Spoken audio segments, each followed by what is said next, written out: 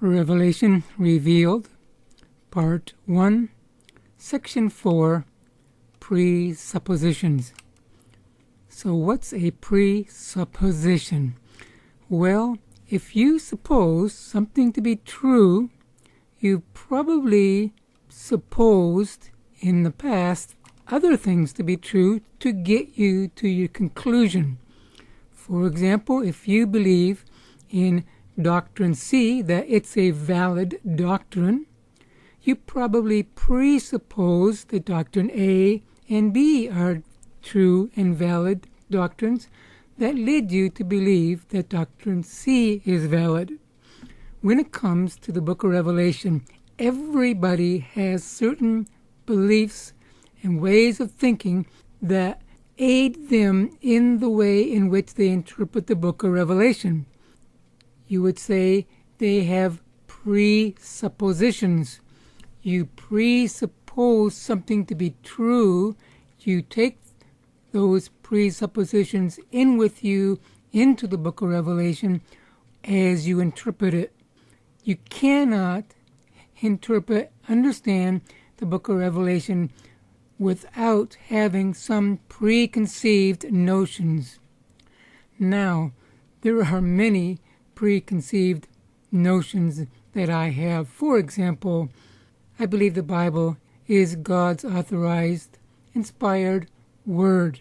That is historically and accurately true. That's a given. Some people presuppose that John penned Revelation in and around 65 A.D. Others say, well, no, it's 95 A.D. I used to presuppose the date was 95 A.D. Now I'm not quite sure. But depending on your viewpoint of the dating of the book of Revelation will depend on how you interpret the Revelation. If you believe it was written by John in and around 65-66 A.D., then you're more likely to be what is called a preterist, which I will explain later, who believes that most of the book of Revelation was fulfilled by 70 A.D. If you believe in the later date, you're more likely to be a futurist like me who believes in a future fulfillment.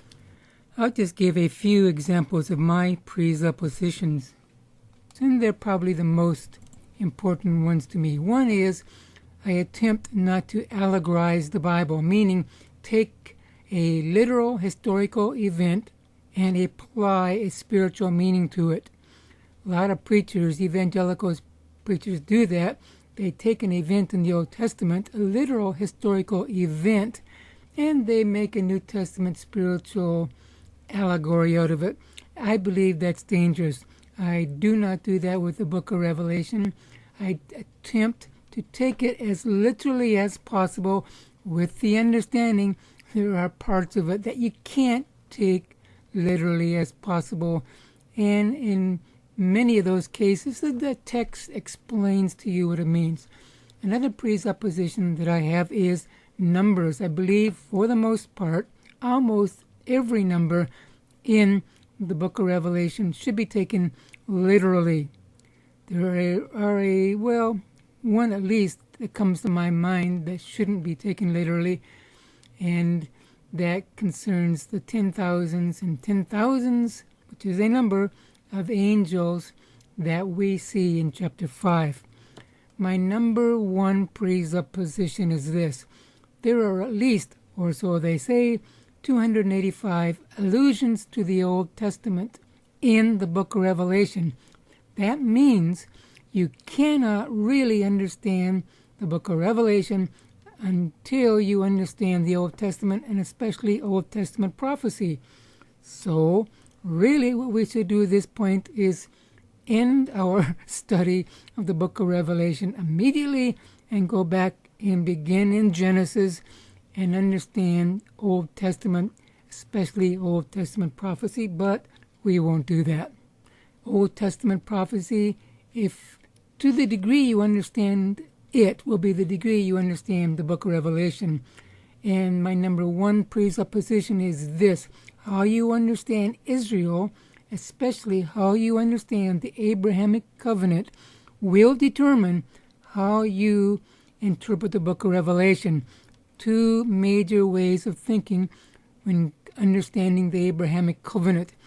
One is what they call replacement theology, that even though God covenanted with himself and spoke this covenant to Abraham in New Testament terms, it doesn't apply to Abraham or his descendants Israel as so stated in the covenant, but it applies to the church. Thus, the church has replaced Israel, and that's where we get the term replacement theology. I don't believe that for a minute. I believe the Abrahamic covenant was a covenant that God made with himself, directed towards Abraham, his descendants Israel, and the Lord Jesus Christ.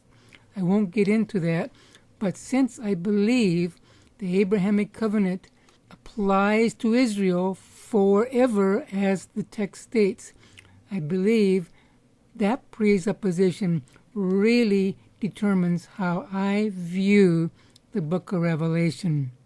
Those who believe Israel no longer has any more prophetic significance in the eyes of God do not see Israel anywhere in Revelation. On the other hand, I, who believe the Abrahamic covenant was directed towards Israel forever, I see Israel all through the book of Revelation. Another presupposition that I have is that I don't believe one can fully understand the book of Revelation and as a futurist until it is fulfilled. If you believe it's already been fulfilled, well, that's a different story. But as a futurist, I believe it's going to be fulfilled in the future, but you won't be able to understand it until it is fulfilled. I take what Jesus said, and I believe it's in John 16. It was at the Last Supper, and Jesus says, disciples, I'm going to tell you a few things that you're not going to understand now, but when the time comes, you will remember what I've told you, and then you will understand. I think that's a basic presupposition that all of us should have to biblical prophecy.